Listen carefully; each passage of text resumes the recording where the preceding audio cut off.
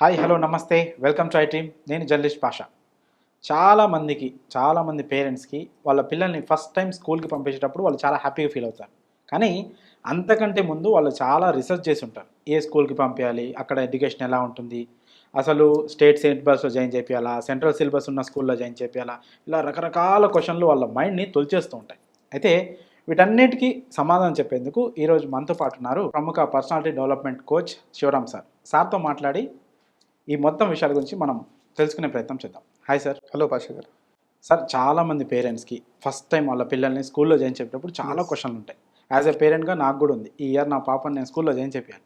అయితే ఎలాంటి స్కూల్లో జాయిన్ చేయాలి, వాళ్ళకి ఫస్ట్ స్టార్టింగ్లోనే ఆ బేస్ ఫౌండేషన్ కాబట్టి ఏ సిలబస్ ఉన్న స్కూల్లో జాయిన్ చేయాలి, ఇలాంటి క్వశ్చన్ల పైన మీరు క్లారిటీ ఇస్తే చాలా బాగుంటుంది. మీరు మంచి టాపిక్ తీసుకున్నారు పాషా గారు.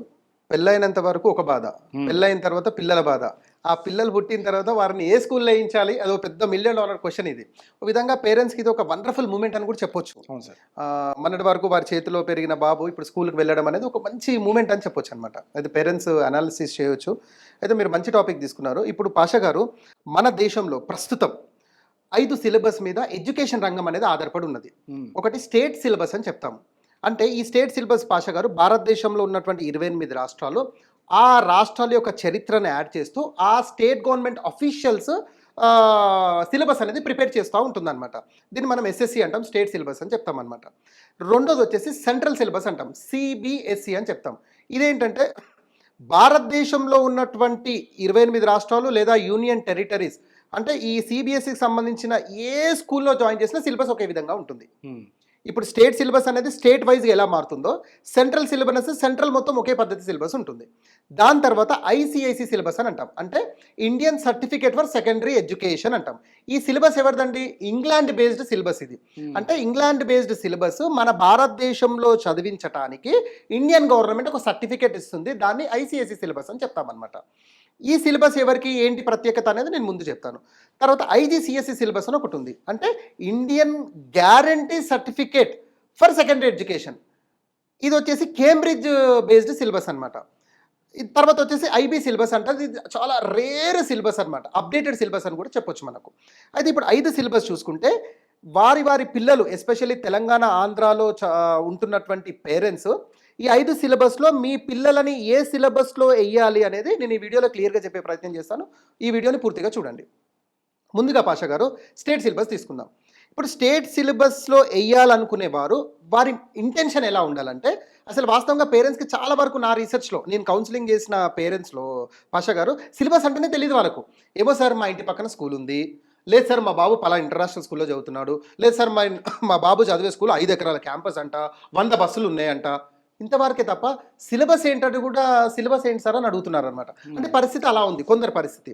కాబట్టి స్టేట్ సిలబస్లో ఎవరైతే జాయిన్ చేయాలనుకుంటున్నారో వారు ఏ విధంగా ప్రిపేర్ అవ్వండి అంటే, నేను తెలంగాణ వదిలి వెళ్ళను, వేరే రాష్ట్రాలకు వెళ్ళను, ట్రాన్స్ఫర్స్ కావు, తెలంగాణలోనే ఉంటాను అనుకునేవారు స్టేట్ సిలబస్ ప్రిఫర్ చేయండి. Serial number 1. సీరియల్ నెంబర్ 2, లేదండి మా అబ్బాయినో లేదా మా అమ్మాయినో గ్రూప్స్కి ప్రిపేర్ చేస్తాను, తెలంగాణలో గవర్నమెంట్ ఎంప్లాయీ కొట్టడమే మా అబ్బాయి టార్గెట్ అని మీరు ఇంటెన్షన్ అనుకుంటే కూడా మీరు స్టేట్ సిలబస్ తీసుకోవచ్చు. ఒకటి క్లారిటీ. రెండోది వచ్చేసి CBSE syllabus, central board for secondary education, NCERT syllabus అనమాట. ఇప్పుడు నేనండి ఒక 5 సంవత్సరాలు తెలంగాణలో ఉంటాను, ఇంకో 5 సంవత్సరాలు ఆంధ్రాలో ఉంటాను, ఇంకో 5 సంవత్సరాలు మహారాష్ట్రలో ఉంటాను, ఇంకో 5 సంవత్సరాలు కర్ణాటకలో ఉంటాను అనుకునే పేరెంట్స్ మాత్రము సిబిఎస్ఈ ప్రిఫర్ చేయండి.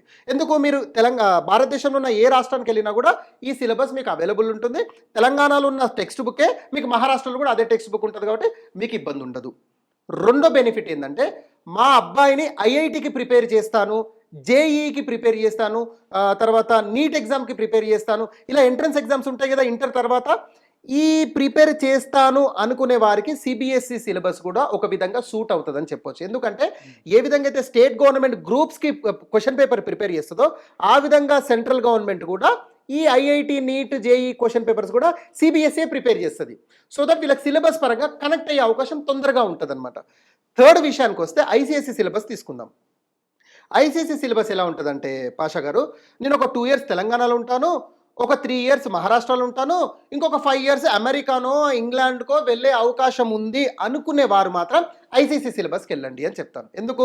మీకు తెలంగాణలో ఐసీసీ సిలబస్ సేమ్ ఉంటుంది టెక్స్ట్ బుక్స్, మహారాష్ట్ర అయినా సేమ్ ఉంటుంది, మీరు ఇంగ్లాండ్లో చదివినా కూడా సేమ్ ఉంటుంది.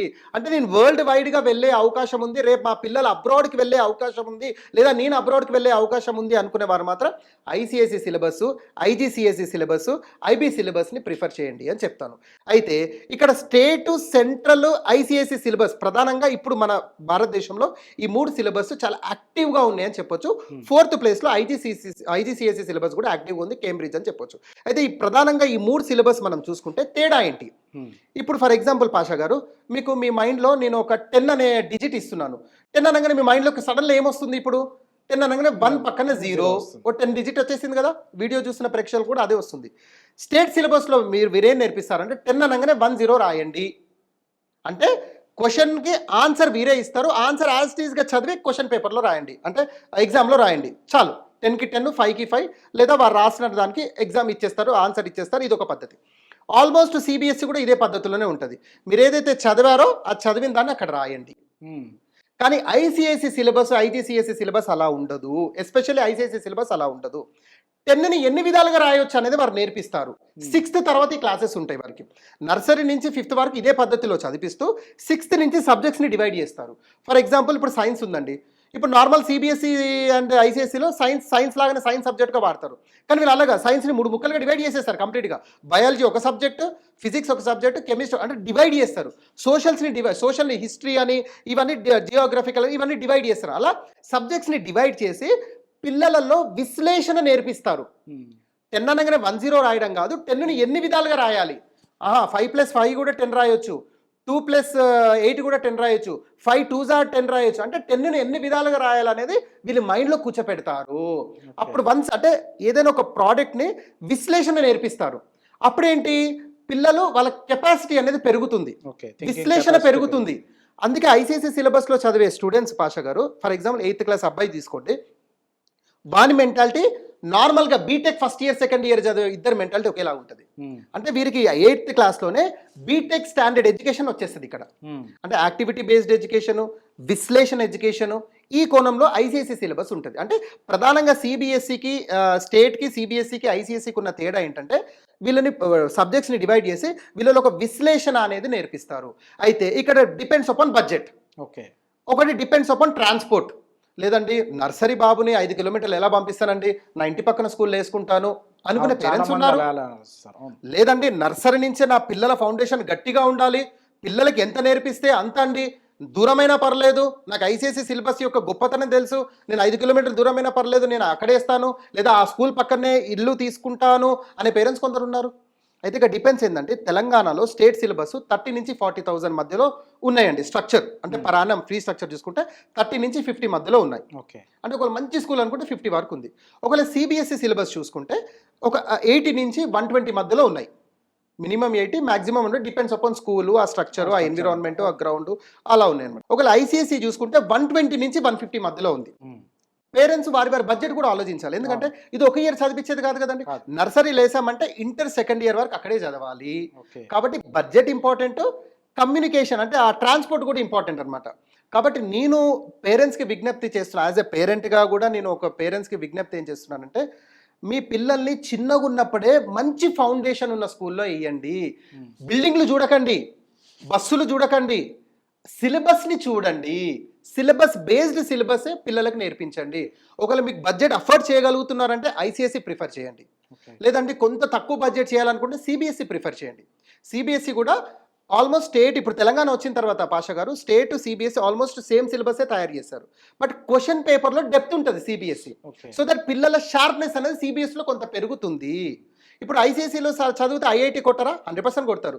ఐఐటీలో చదివితే నీట్ కొట్టరా? కొడతారు. ఎందుకు?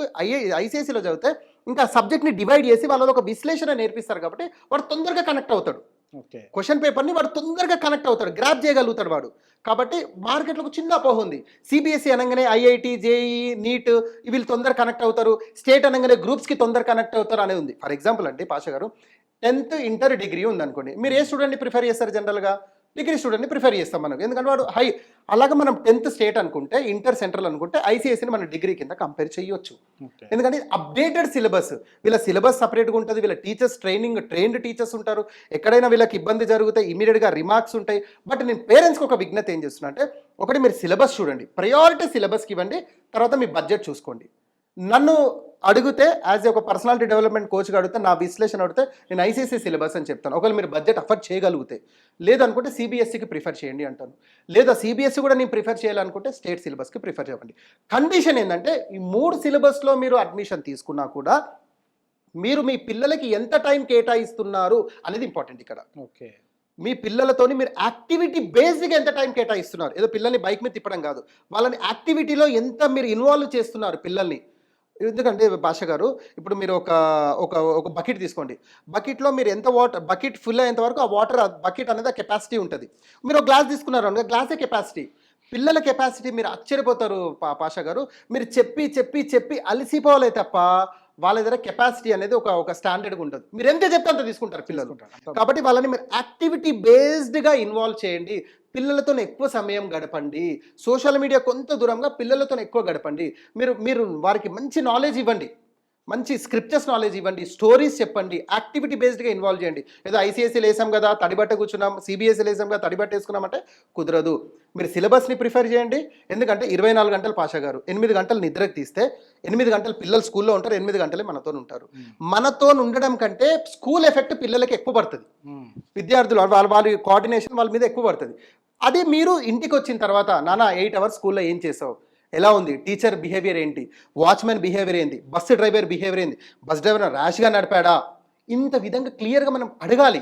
ఏదో బస్సు వస్తుందా, ఎక్కిస్తున్నామా, బస్సులో దిగుతున్నామా కాదు. ఏదైనా బ్యాడ్ టచెస్ ఏమైనా జరుగుతున్నాయా పిల్లలకి, ఏదైనా స్కూల్లో ఏమైనా ఇల్లీగల్ యాక్టివిటీస్ జరుగుతున్నాయా, బాత్రూంలో ఏమైనా ఇల్లీగల్ ఇమేజెస్ వేస్తున్నారా, బ్యాడ్ ఇమేజెస్ వేస్తున్నారా, వాష్రూమ్స్ ఎలా ఉన్నాయి, టీచర్ బిహేవియర్ ఎలా ఉంది, టీచర్ చెప్తుందా పడుకుంటుందా, ఈ అన్ని కోణాలలో రివ్యూస్ తీసుకోవాలి. స్కూల్ కంపౌండ్ వాళ్ళు చుట్టుముట్టు పేరెంట్స్ తిరగాలి అడ్మిషన్ తీసుకునే ముందే. ఎక్కడ చుట్టుముట్టు వైన్స్ ఉన్నాయా, లేదా ఏమైనా ఇక్కడ చిల్లర అడ్డగా ఏమైనా పెడుతున్నారా, ఏమైనా పిల్లలు తొందరగా ఆ చెడుకు అట్రాక్ట్ అయ్యే అవకాశం ఉంటుంది, అలాంటి ఏమైనా యాక్టివిటీస్ జరుగుతున్నాయా, ఈ కోణాలలో ప్రతి ఒక్క పేరెంట్ విశ్లేషణ చేయాలి. మనం ఫీజులు కడితేనే పాషా గారు టీచర్స్కి శాలరీస్, చైర్మన్కి డబ్బులు వెళ్తున్నాయి. మనం సిగ్గుపడకుండా ఏదో మా పిల్లల్ని పెద్ద స్కూల్ వేసేసాను అని చెప్పేసి గొప్పలు చెప్పుకోవడమే సరిపోయింది, కానీ అసలు స్కూల్కి వెళ్ళి రీసెర్చ్ చేసింది లేదు, పిల్లలతో కూర్చుంది లేదు, మాట్లాడింది లేదు, ఏది లేదు. కాబట్టి నేను పేరెంట్స్ అందరిని విజ్ఞప్తి చేస్తున్నాను, బెటర్ సిలబస్ ప్రిఫర్ చేయండి. అంతకంటే ఇంపార్టెంట్ పిల్లలతో ఎక్కువ టైం స్పెండ్ చేయండి. అంతకంటే important school environment at least weekly twice అన్నా కూడా మీరు స్కూల్ విజిట్ చేయండి, టీచర్స్తో మాట్లాడండి, ప్రిన్సిపల్తో మాట్లాడండి, చైల్డ్ బిహేవియర్ ఎలా ఉంది, ఈ స్నేహితులు ఉంటారుగా పిల్లల వారితో కూడా మాట్లాడాలి. అలా మాట్లాడుతుంటేనే పిల్లల సైకాలజీలో మార్పు అనేది వస్తుంది. మనకి చెడు అనే ఆలోచన రాదు, మంచి ఆలోచన మంచి బౌండరీలోనే ఉంటాడు. ఎప్పుడు నా పేరెంట్స్ నన్ను మానిటరింగ్ చేస్తున్నారు, అలాగే పేరెంట్స్ ఎప్పుడు టీచర్స్ని ఈ విధంగా క్వశ్చన్ అడిగితే టీచర్స్ కూడా స్టూడెంట్స్ మానిటరింగ్లో ఉంటారు. కాబట్టి ఏదైనా కూడా చెడు తక్కువ జరిగే అవకాశం ఉంటుంది. ఇది నేను పేరెంట్స్కి చెప్పాలనుకుంటున్న విషయం. మీరు నాకు చెప్పినట్టు sir, CBSE student 8th class వాళ్ళకి, అలాగే మిగతా స్టేట్ సిలబస్లో ఉన్న ఇంజనీరింగ్ సెకండ్ ఇయర్ విద్యార్థులు ఒకే క్యాపబిలిటీ ఉంటుంది అన్నట్టు చెప్పాను. సో అంటే ఇంజనీరింగ్ లెవెల్ ఎడ్యుకేషన్ని వీళ్ళకి 8th క్లాస్లోనే ఇవ్వడం వల్ల కొంచెం ప్రెషర్ పడదా సార్ పిల్లల మీద? అలా భయపడే పేరెంట్స్ కూడా ఉన్నారు. అవును, నేను ఇంతకుముందు అదే చెప్పాను, బకెట్ ఎగ్జాంపుల్ ఇచ్చాను. అదే పిల్లలు ఏంటంటే సార్, మనం నేర్పించక పిల్లల్ని సోమరిపోతులను చేస్తున్నాం. పిల్లలకి మీరు ఎంత నేర్పించినా తక్కువే. పిల్లలకి మీరు చిన్నగున్నప్పటి నుంచే మీరు మార్షల్ ఆర్ట్స్ నేర్పియండి. వాడు మార్షల్ ఆర్ట్స్లో నాకు తెలిసి ఒక అప్పర్ ప్రైమరీ వచ్చేసరికి వాడు మార్షల్ ఆర్ట్స్లో కింగ్ అవుతాడు. చిన్నపిల్లలకు మార్షల్ ఆర్ట్స్ నేర్పించడం ఏంటి అనే క్వశ్చన్ కూడా వస్తుంది. నేర్పించండి, తప్పేముంటాయి. అంటే పిల్లలకు మీరు ఏది నేర్పిస్తే వాళ్ళు అదే తీసుకుంటారు. కాబట్టి సిలబస్ విషయానికి వచ్చేసరికి కూడా నేను అదే చెప్తున్నాను, నర్సరీ నుంచి 5th వరకు స్టేట్లో వేసి 6th ఇమీడియట్గా ఐసీఎస్సీలు వేస్తే వాడు కనెక్ట్ అవ్వలేడు. కనెక్ట్ అవ్వలేడు. మీరు నర్సరీ నుంచే కరెక్ట్ డిసిషన్ తీసుకోండి అని చెప్తున్నాను. So that one mind set స్టెబిలిటీగా ఒక పద్ధతిగా వెళ్తుంది. లేదు మీరు 5th క్లాస్ వరకు స్టేట్ వేసి 6th అట్లీస్ట్ మీరు ప్రమోషన్లో సిబిఎస్సికి వెళ్ళండి. దాని తర్వాత ఒక 2-3 ఇయర్స్ చదివిన తర్వాత మీరు ఐసీఎస్సికి ప్రిఫర్ చేయొచ్చు. కానీ ప్రమోషన్ అనేది స్టెప్ బై స్టెప్ రావాలి. లేదా మీరు వేయడమే టాప్ స్కూల్ వేయండి. మన మైండ్ సెట్ మనకు అదే తీసుకుంటుంది అనమాట. ఇప్పుడు మీ లక్ష్యం ఎంత పెద్దగా ఉంటే మీ మైండ్ అంత ఆన్సర్ ఇస్తుంది పాషా గారు. మీ లక్ష్యం చిన్నగా ఉంటే మీ మైండ్ చిన్నగానే ఆన్సర్ ఇస్తుంది. నేను మిమ్మల్ని అడుగుతున్నా పాషా గారు, ఇప్పుడు మీ ఇంటి పక్కన స్నేహితుడు ఉన్నాడు, ఆ స్నేహితుడి ఇంట్లో టెక్స్ట్ బుక్ ఉంది, ఒక పుస్తకం ఉంది, లేదా ఒక కెమెరా ఉంది.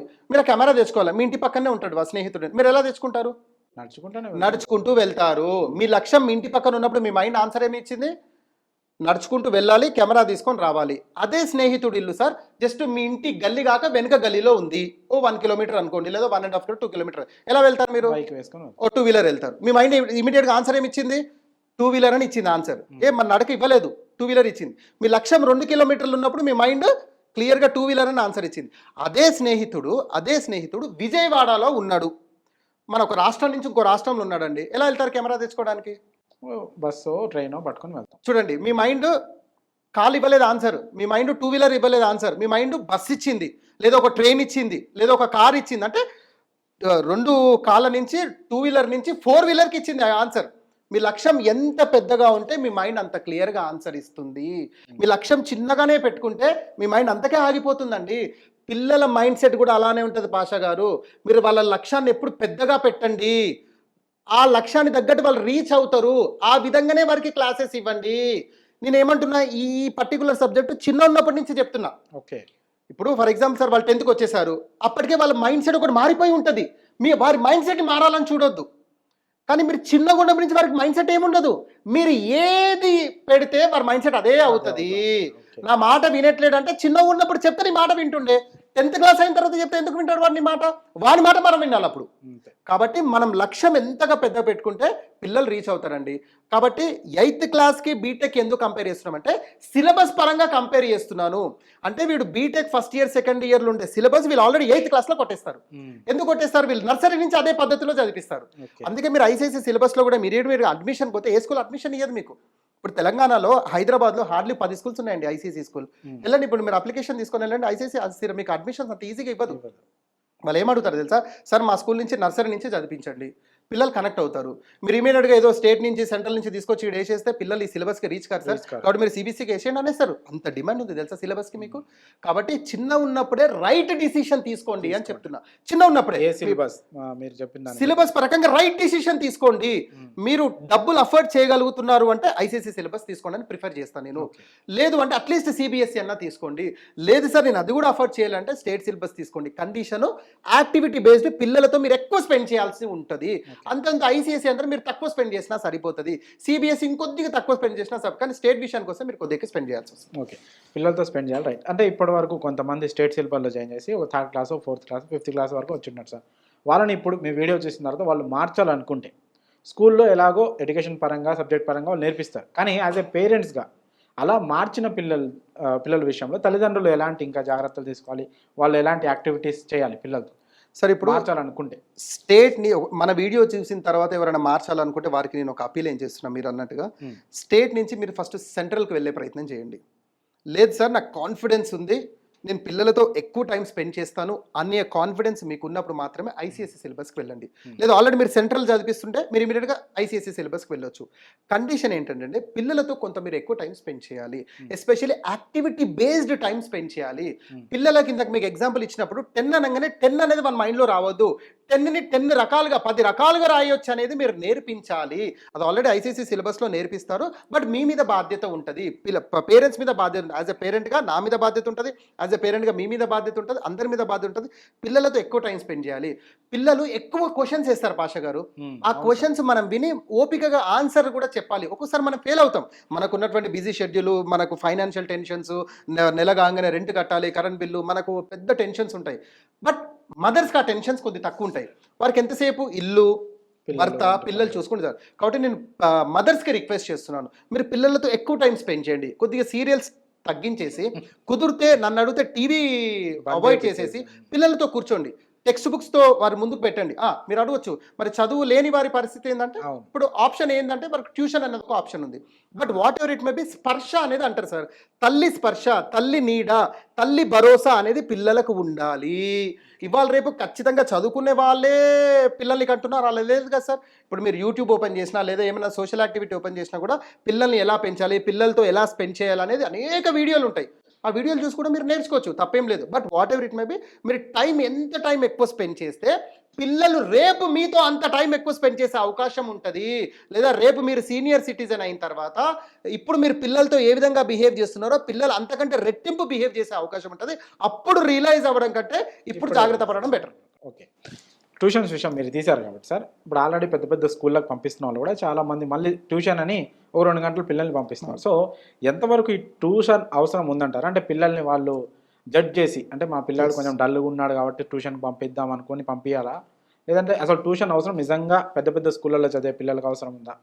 ఏ సబ్జెక్ట్ తీసుకున్నాను ఇప్పుడు సెంట్రల్ సిలబస్ కానీ స్టేట్ సిలబస్ తీసుకుని ఇలా సిలబస్ వైజ్గా కూడా వాళ్ళకి ట్యూషన్ అవసరం ఉంటుందా? సార్ నేను ఒకటి ఈ వీడియో ద్వారా ప్రజలకు క్లారిటీ ఇవ్వాలనుకున్నాను సార్. దయచేసి పెద్ద స్కూలు చిన్న స్కూల్ అనే పదం తీసేసేయండి, తీసే డస్ట్బిన్లో వేసేసేయండి. సిలబస్డ్ బేస్ స్కూలే మాట్లాడండి. ఓకే, నేను అంటున్నాను సార్, ఒక పర్సనాలిటీ డెవలప్మెంట్ కోచ్గా ఈ ప్రాజెక్ట్ మీద విశ్లేషణ చేసిన వ్యక్తిగా స్టేట్ సిలబస్కి సెంట్రల్ సిలబస్కి మాత్రము ట్యూషన్ అనేది రిక్వైర్మెంట్ ఉంటుంది.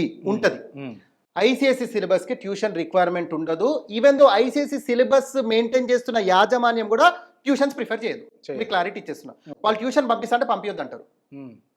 కాన్సెప్ట్ అది సార్. ఇప్పుడు ఐసిఎస్సి సిలబస్లో అన్ని మార్పు చేర్పులు ఎందుకున్నాయంటే ఇక పిల్లలు ట్యూషన్ అనేది ఉండదు. ఇంకా వాళ్ళే గ్రహిస్తారు పిల్లల్ని. ఒకవేళ పిల్లలు ఇప్పుడు 30 మెంబర్స్ కెపాసిటీ అండి, 20 మెంబర్స్ పర్ఫెక్ట్గా ఉన్నారు, టీచర్ చెప్పింది క్యాచ్ చేస్తున్నారు, ఇమీడియట్గా రాస్తున్నారు. 10 మెంబర్స్ డల్గా ఉన్నారు. ఆ డల్ స్టూడెంట్స్ని పక్కన కూర్చోబెట్టి వారికి సపరేట్ కౌన్సిలింగ్స్ ఇస్తారు. ఆ స్కూల్ టైంలోనే వారి మీద కొంత సపరేట్ శ్రద్ధ తీసుకుంటారు. అవసరమైతే ఒక 1 అవర్ ఎక్కువ టైం తీసుకునైనా వాళ్ళ మీద సెట్ చేసి, ఇది ఐసిఎస్సి సిలబస్లో ఈ ప్రొవిజన్ ఉంటుంది మీకు. అదే స్టేట్ సిలబస్లో సెంట్రల్ సిలబస్లో ఈ ప్రొవిజన్ ఉండదు. కాబట్టి మనం ట్యూషన్స్ మీద డిపెండ్ అవుతున్నాం. బట్ వాస్తవంగా ఈవెన్ దో స్టేట్ అయినా సెంట్రల్ అయినా కూడా అసలు ట్యూషన్ కాన్సెప్టే లేదు సార్. అసలు మీకు విషయం చెప్తా, స్కూల్ ఫీజు అనే పదమే లేదు డిక్షనరీలో. ఈ గవర్నమెంట్ రూల్స్ ప్రకారంగా స్కూల్ ఫీజు అనేదే లేదు సార్. అసలు మీరు చదివిస్తుందే ట్యూషన్. నేను ప్రజలకు అర్థం అవడానికి చెప్తున్నాను. మీకు ఎప్పుడైనా మీ పిల్లల్ని జాయిన్ చేస్తే వాళ్ళు రిసిప్ట్ ఇస్తారు, ట్యూషన్ ఫీజు అని ఇస్తారు సార్. అసలు మీరు చదివించేదే ట్యూషన్, స్కూల్ కాదు. అలాంటప్పుడు మళ్ళీ ట్యూషన్ చదివడం ఏం సార్? నాకు అర్థం కాదు. అంటే మనం ఏం చేస్తున్నామంటే ఇంకా పిల్లల్ని ఇంకా షార్ప్ చేయాలి, మా పిల్లలు ఇంకా డెవలప్ అవ్వాలి, ఇంకా ఫస్ట్ రావాలి, బట్టి టు బట్టి రావాలని చెప్పి మళ్ళీ ట్యూషన్. స్కూల్ ఏం చెప్తే మళ్ళీ ట్యూషన్ అదే చెప్తారు. సార్ పిల్లలకు కావాల్సింది బట్టి కాదు, పిల్లలకు కావాల్సింది ఒక విశ్లేషణ. మీరు వాళ్ళ మైండ్లో ఒకటి మంచిది ఒక విషయం అర్థం చేయండి సార్. వాడు ఒక 1 ఇయర్ తర్వాత కూడా చెప్తాడు ఆ విషయం. అది మీరు బట్టి కొట్టమని చదవంటారా, మీరు బుక్కులు చదవంటారా, చదివింది యాస్టిక్స్ అంటే చదివినంతసేపే గుర్తుంటుంది, దాని తర్వాత కథం మాయం. కాబట్టి నేను కోరుకునేది ఏంటంటే ట్యూషన్ అవాయిడ్ చేయండి, మ్యాక్సిమం అవాయిడ్ చేయండి. మీరు చదువుకున్న పేరెంట్స్ ఎవరైతే ఉన్నారో చాలామంది కంప్లైంట్ ఏమి ఇస్తారంటే, ఇప్పుడు వీడియో చూస్తుంటే కూడా కామెంట్ రావచ్చు, సార్ మా పిల్లలు మా మాట ఎక్కడ వింటారు సార్, మా పిల్లలు మా మాట వినరు. ఇది సర్వసాధారణంగా జరిగేది. ఒకసారి వింటారా సార్? ఒకసారి వింటారా? మెల్లిమెల్లిగా సెట్ చేయండి, లాజిక్స్ చెప్పండి, వారితో ప్రేమగా మాట్లాడండి, వాళ్ళని మీ ఆ వాతావరణంలోకి తెచ్చుకోండి. మా మమ్మీయే బెస్ట్ ట్యూషన్ టీచర్, నాకు మా మమ్మీయే బెస్ట్ టీచర్ అనే కాన్సెప్ట్ వాళ్ళకి రావాలి. ఆ విధంగా మీరు బిహేవ్ చేయండి సార్. ఈ విధంగా బిహేవ్ చేయాలంటే ఒకటే ఫార్ములా, పిల్లల దగ్గర ఈగో యాటిట్యూడ్ ఉండొద్దు. Simple concept sir. ఆటోమేటిక్ మీరు పిల్లలతో కలిసిపోతారు. ఏదైనా ఐసిఎస్సి స్కూల్ సిలబస్కి, సిబిఎస్ఈ స్కూల్ సిలబస్కి వెళ్ళండి, టీచర్స్ పిల్లల్లో కలిసిపోతారు. అంటే పిల్లలతో ఆడుకోవడము, మీరు అట్లా ఫంకీ యాక్టివిటీస్ జరుగుతాయి. వారికి ఆల్రెడీ పిల్లలు ఉన్నారు, అయినా కూడా వాళ్ళ డ్యూటీ అది చేయాలి. అది ప్రతి పేరెంట్ కూడా ఆ విధంగా ఉండాలి. పిల్లలతో మింగిల్ అయిపోవాలి, పిల్లలతో ఆడుకోవాలి, పిల్లలతో టైం స్పెండ్ చేయాలి. ఇప్పుడు ఫాదర్స్కి ఈ రోల్ కొంత తక్కువ ఉండే అవకాశం ఉంటుంది, బట్ మదర్స్కి అయితే ఈ రోల్ ఉంది. కాబట్టి ఈ రోల్లో కనుక ఫుల్ఫిల్ చేస్తే సార్, నేను చెప్తున్నాను కదా, ఇప్పుడున్న పరిస్థితుల్లో క్వశ్చన్ పేపర్ని యాజిటీస్గా దించడం కాదు సార్, పిల్లలలో ఒక ఆలోచన రావాలి, ప్రతి ప్రోడక్ట్ని విశ్లేషించగలగాలి. అప్పుడు మీరు వానికి ఫ్యూచర్ ఇచ్చినతో సమానం అవుతారు. Okay sir, thank you so much. చాలా వాల్యుబుల్ ఇన్ఫర్మేషన్ ఇచ్చారు. ఫస్ట్ టైం పిల్లల్ని స్కూల్కి పంపిస్తున్న వాళ్ళకి మాత్రం ఈ వీడియో చాలా చాలా యూస్ఫుల్గా ఉంటుంది. Thank you so much sir. Welcome భాష గారు.